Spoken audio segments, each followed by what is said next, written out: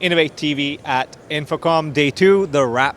Paul, what have the vibes been like? Yeah, it was a slightly slower day, I thought, today maybe. I think that's probably to do with there was a load of parties last night, so it's always a bit slower to get going the second day. But it soon picked up, and another busy day, I think.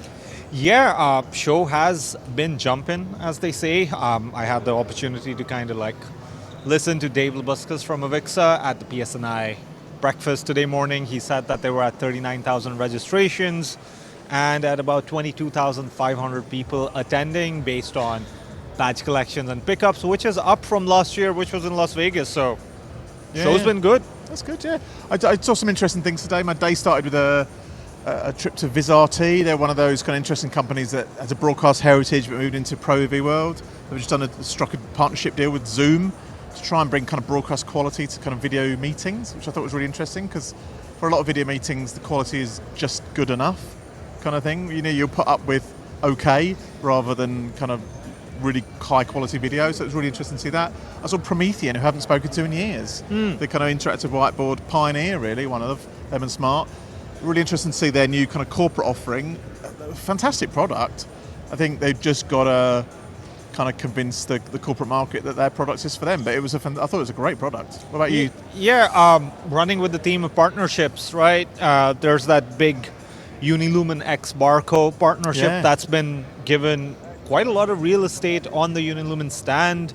I spent some time there. They were talking about MIP technology, which is supposed to be the next thing that brings pixel pitches down, improves power efficiency, heat dissipation, brings costs down. So it's very nice to see Unilumin put something out that's very tech heavy, but that kind of signals a change in a very important product vertical, which is LED. Yeah, it kind of took me by surprise when I walked past the stand, because I saw Unilumin x Barco, and I was like, wow, they're working together. That's kind of unusual to see two kind of, Barco still have an LED offering, right? But it's more the kind of processing side, I guess, that deal.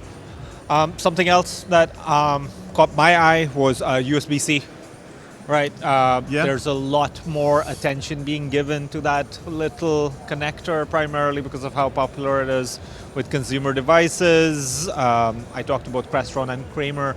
They both have USB-C products in there, and they're talking about what they're going to do with that, how it's being used to kind of like deliver power, but there are some little challenges about footprint when it comes to that. That was interesting, in my opinion. Yeah, I mean, something I got to do today, which I'd never get to do at IC because I just don't have the time. I went to a couple of panel discussions. There's a really interesting one called 2030 Vision, so looking into the future of AV.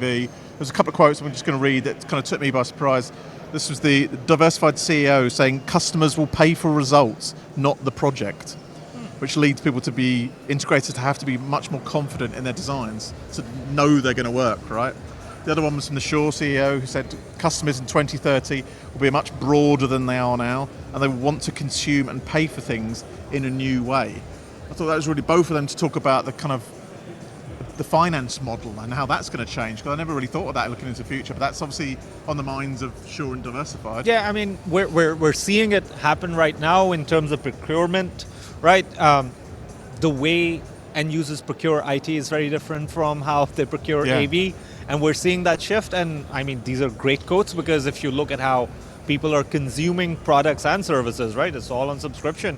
And I don't think there's a good subscription-based product service offering out of the AV market, at least not one that I know about or have seen. Yeah, no, it's interesting. I mean, you kind of said it yourself there, really.